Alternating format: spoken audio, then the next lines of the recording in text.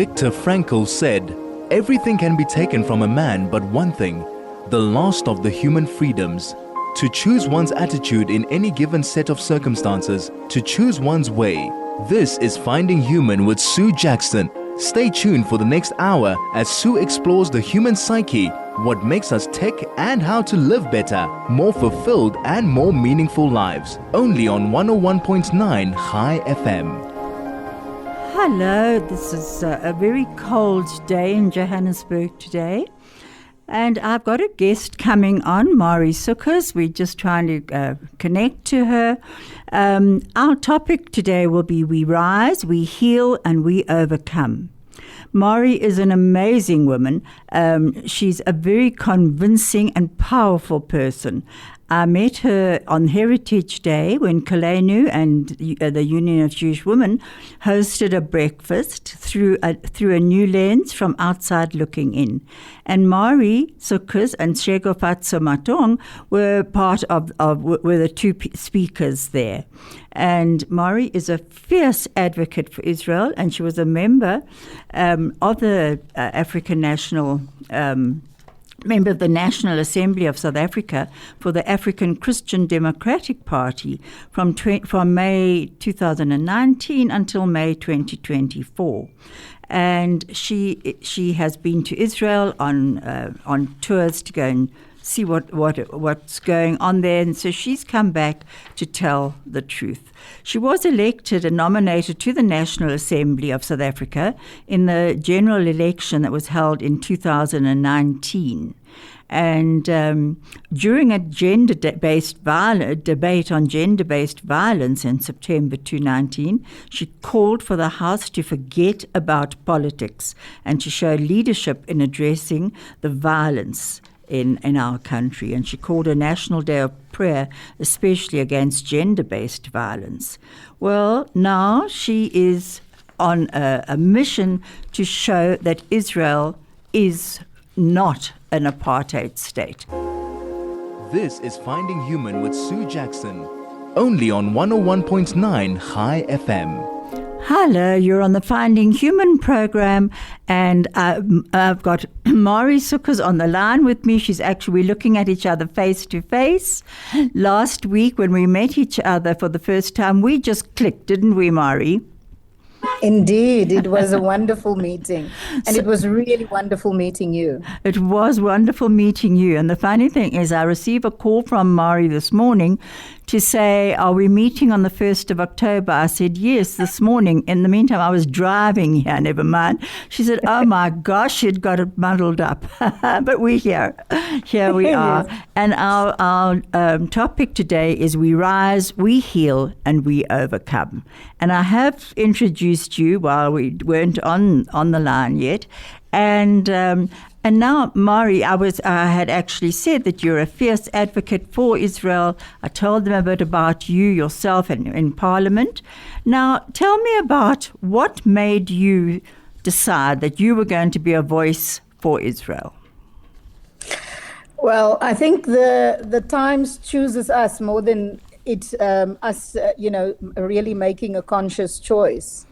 The 7th of October, I often say when I'm addressing people that it really became a watermark in terms certainly of our geopolitics in South Africa, although we have been on a path where we became more and more aligned with the despots of the world.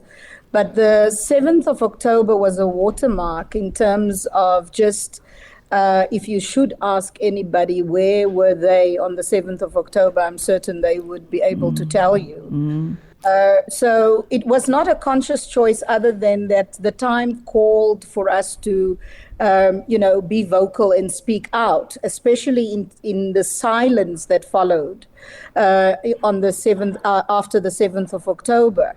I think a few weeks after that, we had a gender-based violence debate in Parliament, the women's debate. And that was the first time where I spoke around the silence of the South African government. But as time went on and the propaganda intensified, it became very important for me, both as a Christian to stand up for a country that we have very strong spiritual ties to, the Jewish people, that for any Christian, especially as a Pentecostal, charismatic, or evangelical Christian then, but for most Christians in South Africa, regardless of denomination, has a very strong spiritual tie to Israel. So not a conscious decision, it became a political one, yes, following my visit to Israel. And that was also a conscious, then it was a conscious choice. It was a conscious choice to, speak out, because, and we can maybe, unpack it later in your program as to the why around that, the political choice rather than the one of conviction and beliefs, and why it was so important to politically speak out. We will definitely get back to that, because that's very important. But I would like people listening in, and we have some wonderful people who do listen into our programs and mine, and they come up to me afterwards in the shopping centres and what have you to say how much they enjoy it. So they're going to enjoy you. But I would like them to get a little bit of a history of who you are.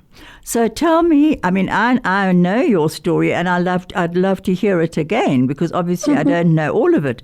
But just tell me about where you were born, and your heart's plek, your heart's place.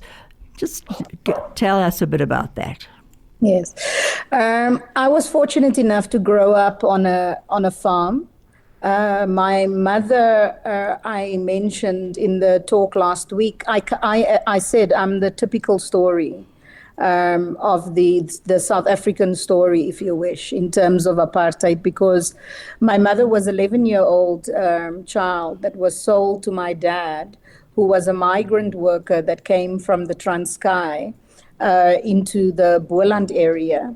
And I am the third of three girls. There's a huge gap between my sisters and I, but we grew up on a farm. My father left my mother when I was still a toddler, a baby actually, and so I did not know him, and I did not know my history either. What makes it typical, of course, for people who know South African stories is that migrant workers came from the Transkei, and they would work on farms or in the case of Gauteng, on the mines, and very often they would leave behind family, and they would have a second family in the areas where they work. With my father, it was different in that he was a young man when he came down. My mother was sold to him. She was a young girl from Grassy Park, the Cape Flats, and she, at the time, there was a nanny working at their next door neighbor, and she took my mother and sold her, on the farm. So it wasn't like a lobola. It wasn't that sort of a money exchange. When you say sold, what do you mean sold? Look, my mother was 11 years old, and she was taken by this lady that was working at their next door neighbor. There was a huge search for her. My sister, when she was digging into the history of our family, discovered that there were articles where my mother's pictures were even send around for a child that they were looking for. So she became, and it is a testament to my mother's spirit, really, because she adopted that life. And as you know, children, I think the coping mechanism of coping with being taken away from your home and then sold to a man at the age of 11, falling pregnant at the age of 12, and having your first child, before you are 13. It must have had a huge emotional impact on her. And yet my mother, she raised us with a very strong sense of morality, of what is right and what is wrong. And I cannot point to anything in her life in terms of adulthood where somebody played a role to instill that in her, other than that she was just an exceptional woman in terms of that. I grew up in the Boland area. Like I said, my father was extremely abusive. So he hit my mother, and because of that, they separated. So that's the time they separated is when I was a baby. And I used to be involved in coaching and in organizational design many years ago.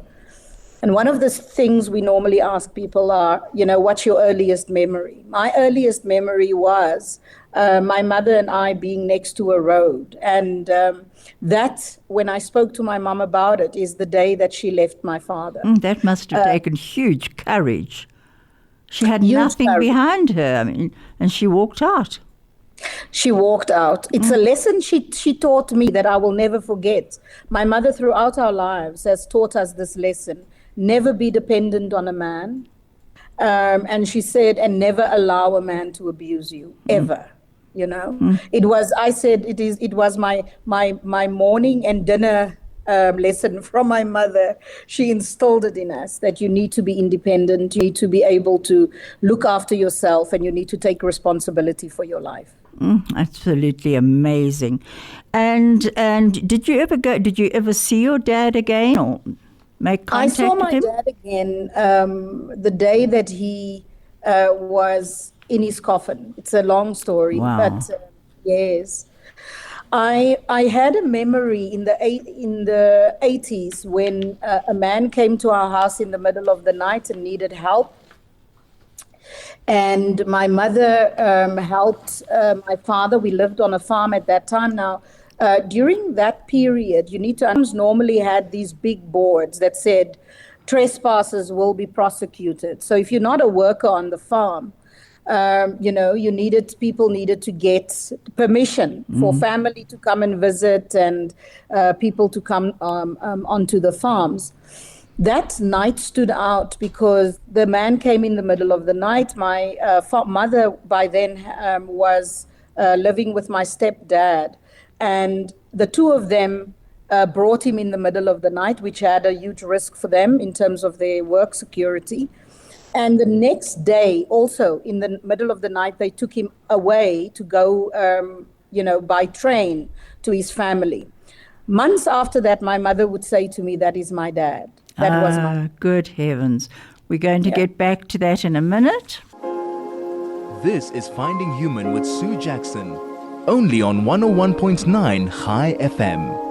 Hello, we're on the Finding Human program, and my guest today is Mari Sukers. If you'd like to contact us or ask any questions, please do so on WhatsApp 061 895 1019.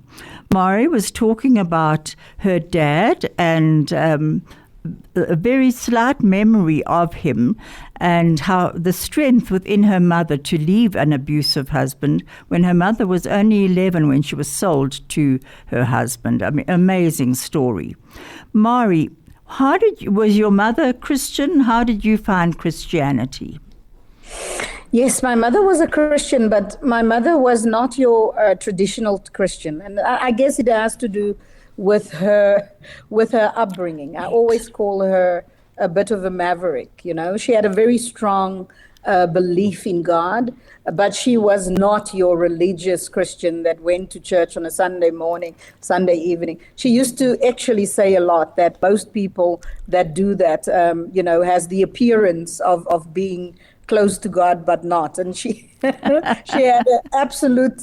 an absolute aversion to any kind of hypocrisy. Yes. So where did you find your own, I would say, strong conviction of your faith? Firstly, because my mom, one of the things that she had to go through when she had no support and she left my dad and I was that small, is she what we used to call in service. She would work in service.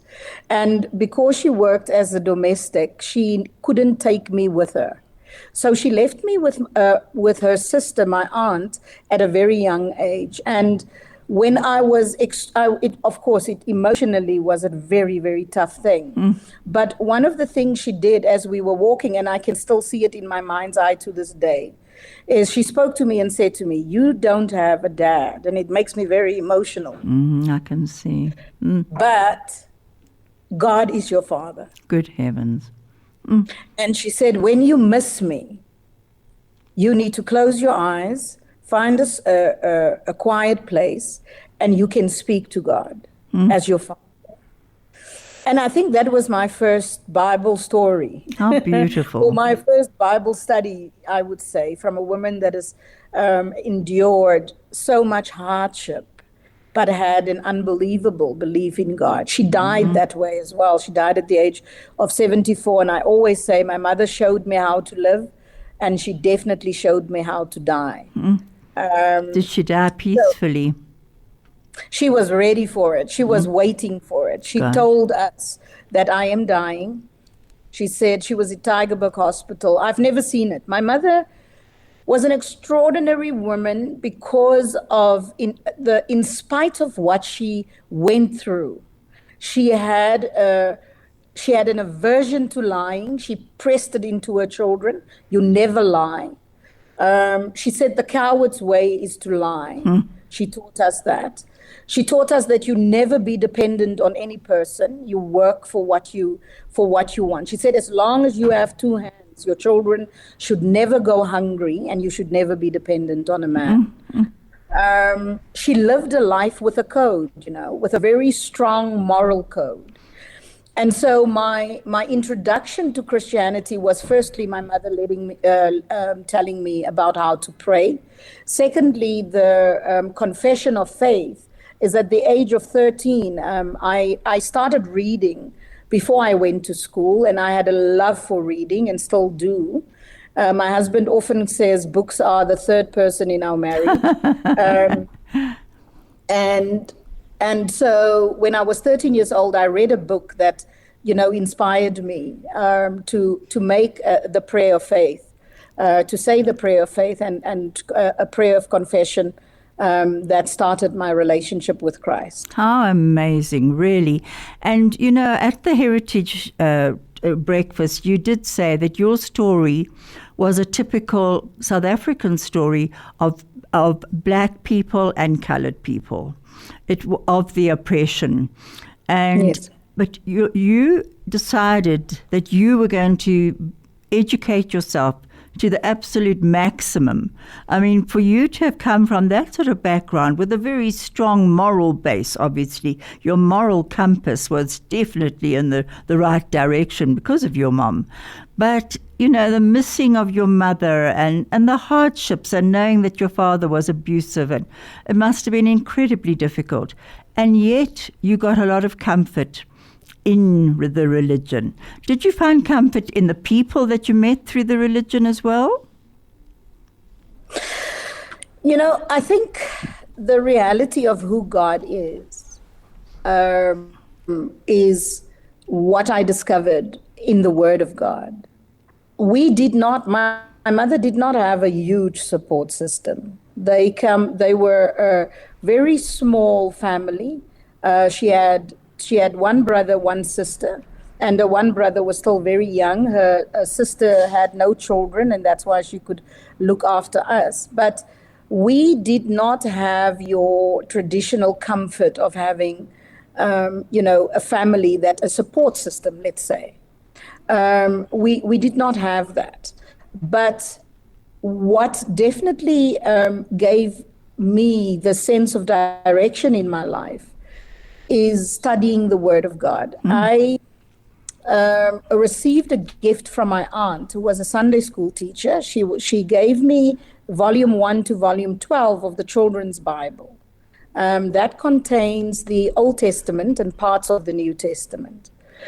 So the Old Testament, in terms from Genesis to the book of all the prophets, not all the prophets, but certainly the kings. It focused on the stories of the kings.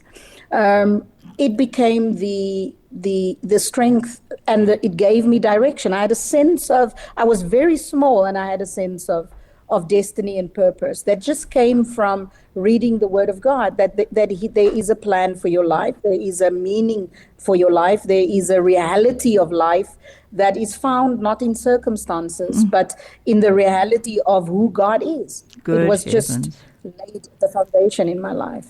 That's fantastic. And then what made you, obviously you were old, I know that you graduated at the Rhema Church.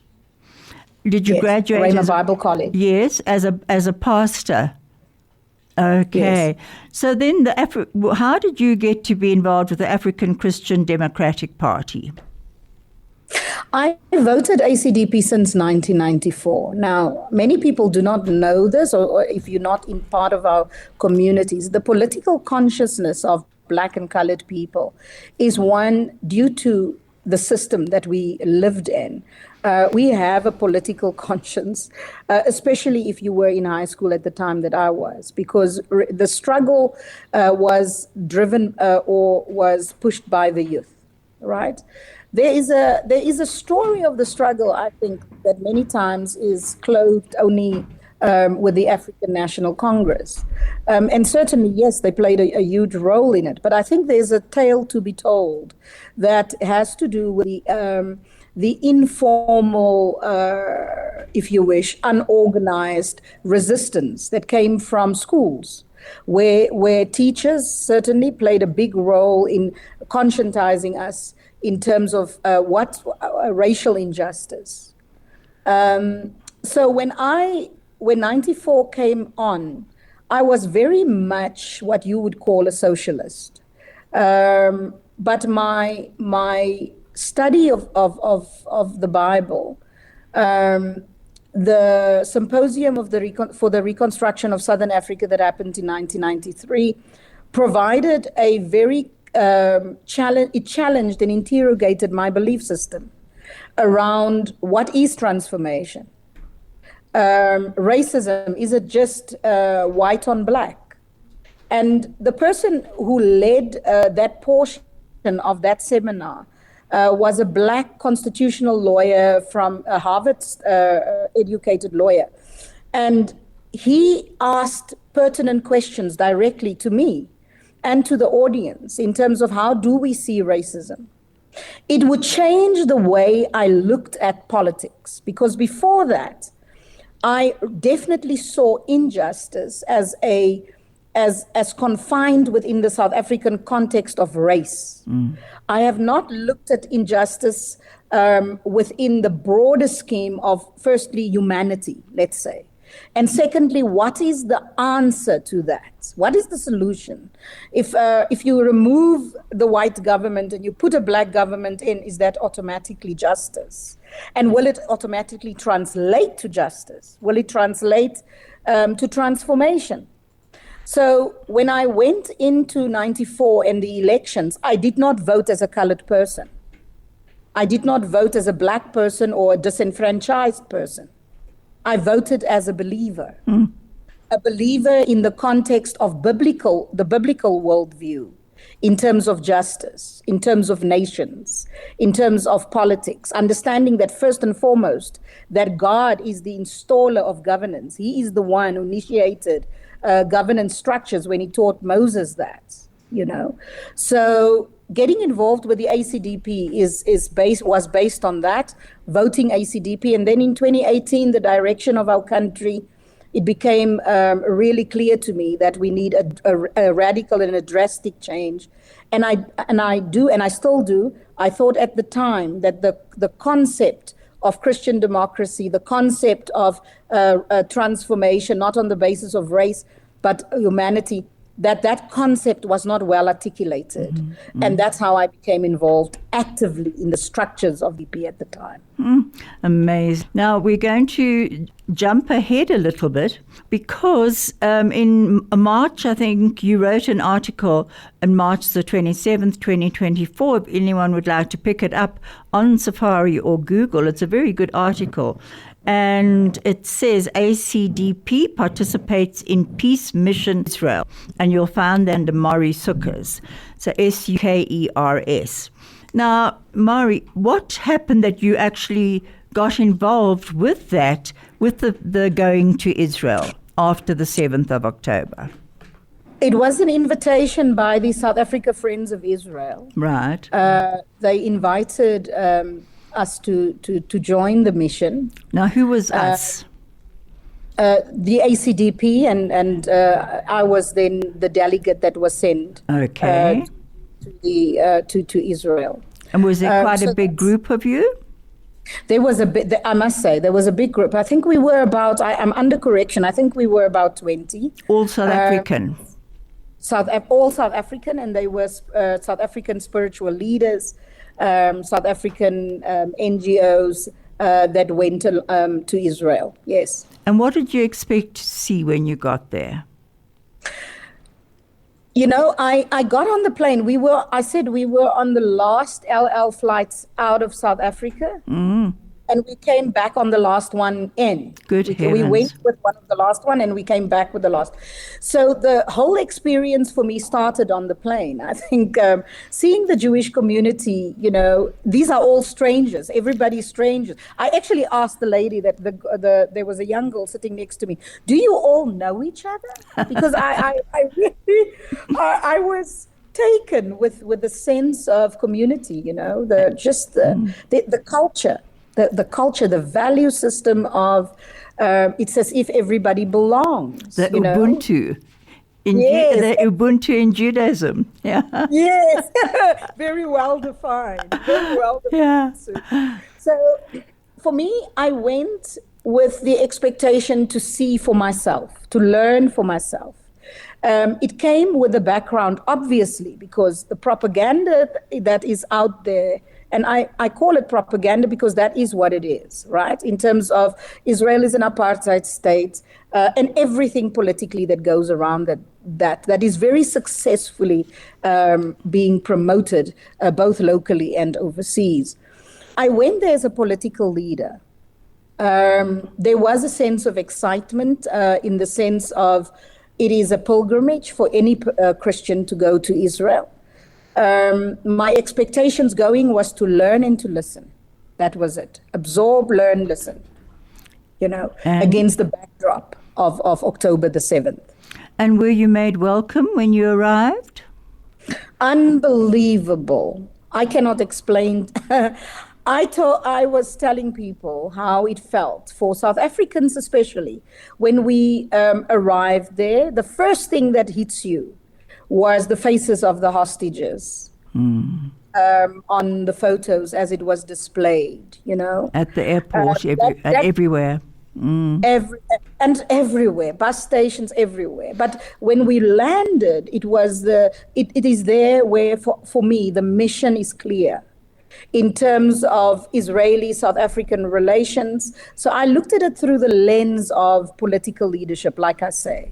It was for me important as a political leader and as a member of parliament at the time in the 6th administration to listen to the Israeli people, to learn from their perspective what it meant for them, and to understand the context between what happens in Gaza and what happened on the October the 7th in Israel.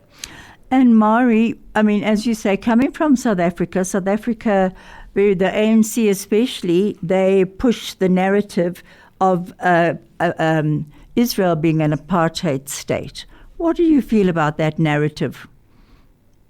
It is an insult to what South Africans has gone through, first of all, because when you walk in Israel, that narrative is completely debunked, first of all. And I made it very clear as well. I did not expect that in any case.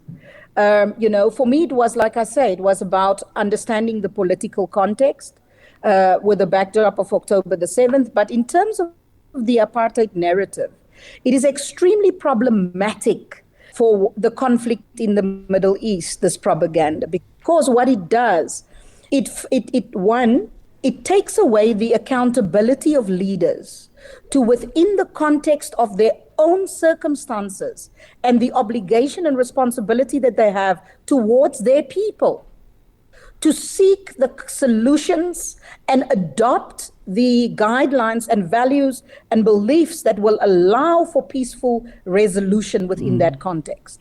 When you are saying that there is an aggressor, and that aggressor is totally wrong, and on the other side there is a victim, and it's within the context of apartheid. Apartheid segregated people. It segregated people along racial lines. It stopped people from marrying across racial lines. It economically depressed and oppressed people. When we take that dynamic and we import it into the Middle East, it is problematic in that context is not accurate. You have a Jewish nation and you have people in Gaza that are of, both, by the way, Abrahamic lineage. Let's just say that. Brothers by another mother. Brothers by a different mother.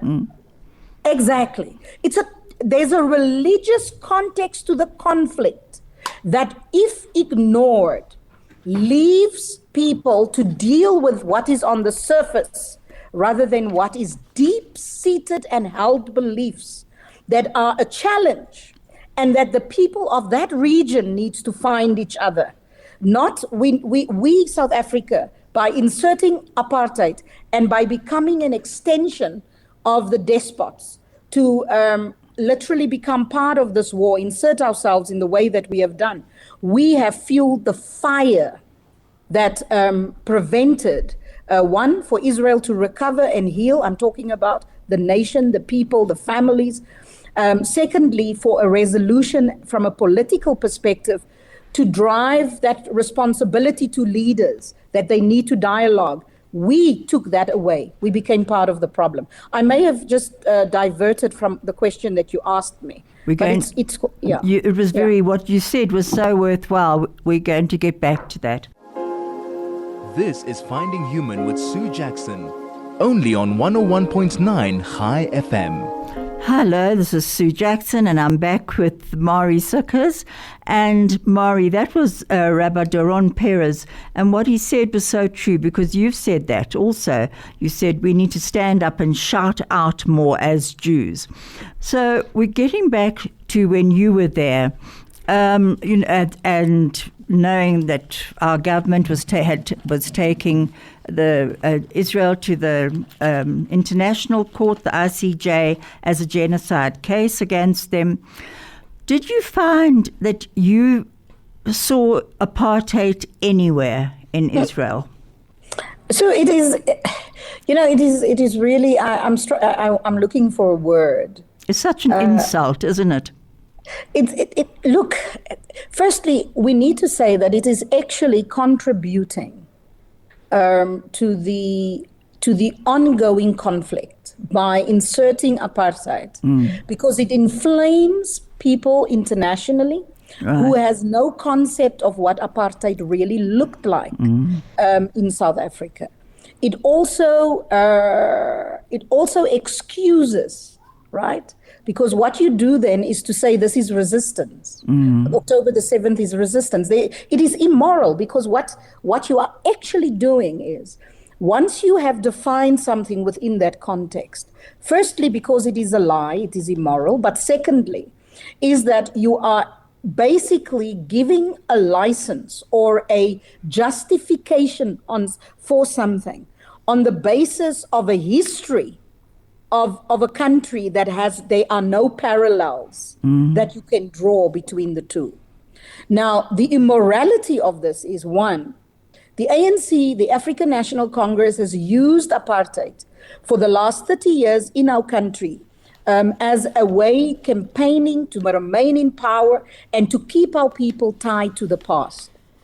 In Gaza, you have people suffering the worst kind of suffering because leaders refuse to do the moral right thing, which is take up the leadership responsibility to rebuild your region, your people, your cities, because we are holding people to the wounding of the past. If my mother remained the abused woman, and I'm making it at the small at the smallest level or the smallest example, if my mother remained the abused woman that was sold, a child that was sold at the age of 11, she would have raised daughters that would be caught in victimhood, never taking responsibility for their own lives, and with it, a generation of children born out of us would have been also joined to the past for their whole entire lives. My mother raised me to not be a victim. Leaders has the responsibility to take up the responsibility for the people that they lead, to not hold them to the wounds or the mistakes or the whatever history of the past. We need to make a total separation between what happened in South Africa and what happened and what's happening in Gaza and the situation in Israel. Very few people internationally or locally know the history of that region, know the dynamics of that region, to speak into that region. What we can do, however, is we need to hold leaders responsible for the actions that they take that put people and nations in jeopardy. And where people are raped, kidnapped, and taken hostage, it is not for us to use the story of apartheid or the story of dispossession or the story, whatever. If every human being in this world will do whatever they please, evil acts, and they show to the dispossession or the wounding of their childhood, there will be nobody left, because everybody will have an excuse to perpetrate evil, and it cannot be. It should not happen. Absolutely. And I told you a very short little story about my grandchild the other day on Heritage Day. And she's an little Israeli child, 6 years old. And she was telling me about her best friends. And I just want people listening in to hear this lovely story. I told it to you. And she was telling me about her best friend. And she said, she calls me Safta. Safta, if you stand in the sun and he puts his arm out, it shines. I said, really? What do you mean it shines? She says, well, it glows. So I thought, well, the mother must be really covering this child in Vaseline, and for the child to shine like that in the sun. Anyway, later I said to I said, that sounds amazing. I said to my little granddaughter, and she said, it's beautiful. I said, okay, it sounds beautiful. So I asked my daughter later, I said, who is this little her friend that she's talking about? His name was Itan. So I said, who is he? So she said, oh, he's one of a twin. He's the Ethiopian. So, and you know what? As I say to my family, that's when I said, thank God, apartheid is over and it's not in Israel. And my grandchild finds the glowing skin absolutely beautiful. It is, I may have overstated some things, but I think the two things that I really want your listeners to know what it is that I'm, the principles that I feel needs to be emphasized. And we're going because just hold that. We're going to get straight back to it. This is Finding Human with Sue Jackson, only on 101.9 High FM. Hello, I'm back with Mari Sukers, and Mari was going to be talking about the main points that you wanted to put across, Mari. It is the responsibility of leaders to bring their people out of places and out of the ties that holds us back as nations, when we keep on focusing on what the injustice that has happened, and I'm talking about the South African context more than anything else. And it's exactly the same when you look at Gaza, where now there is a whole population suffering because leaders are failing the people. And all that we are doing as the world in terms of the media, social media, the propaganda that goes with it, is we are focused all the time on the issues that we don't actually have a handle on. And we focus on that, and our country is at the forefront of perpetuating a lie and taking this very strategic propaganda message to the world that actually gives Hamas absconds them from the responsibility of moral leadership. It is the responsibility of leaders to advocate peace, to promote peace, to seek stability, to build nations and bring them to security and stability. And the biggest problem we have in South Africa is because our leaders have this erroneous thinking and this same dynamic of holding on to the past as a strategy.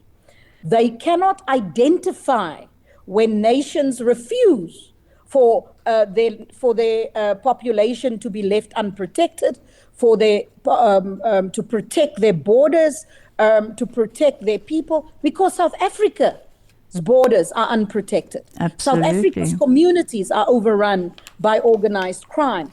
It is a dereliction of duty. And because of that, imagine your husband doesn't take responsibility for your house. He doesn't provide for your home. He, absconds his responsibility as a father and a husband.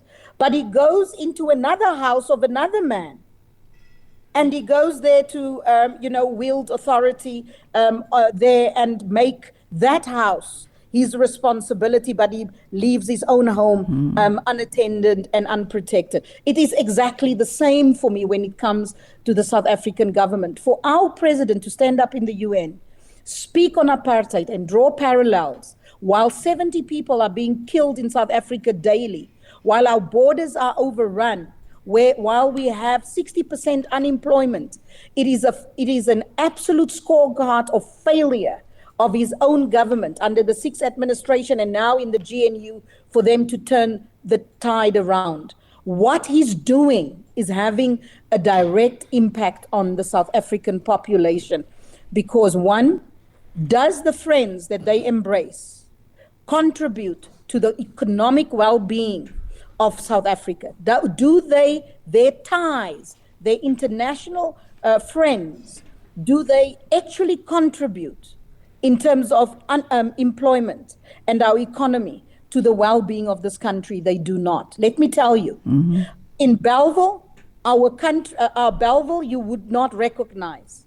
It is overrun by foreign shops that are being with retail stores selling things at a certain price, and the people working there are being paid 100 Rand, 150 Rand a day. In fact, some of the stores don't even employ South Africans. How many Jewish businesses are contributing to the economy of this country by giving people decent employment that takes people out of poverty and gives them their children a future? How many Jewish businesses are contributing to children going to university? Absolutely. I am not saying this to you because you're in a Jewish radio station. I am saying this to you because I hope that there are people listening, and especially in Gauteng, that your provincial government is listening or your national government is listening, because it is the obligation of leaders to look after the people they lead, to work in the best interest of their people. The South African government is not doing that. And lastly, let me say this. The Jewish community should not be silent. The Jewish community should make their voices heard as South African citizens and businesses that are contributing to this nation.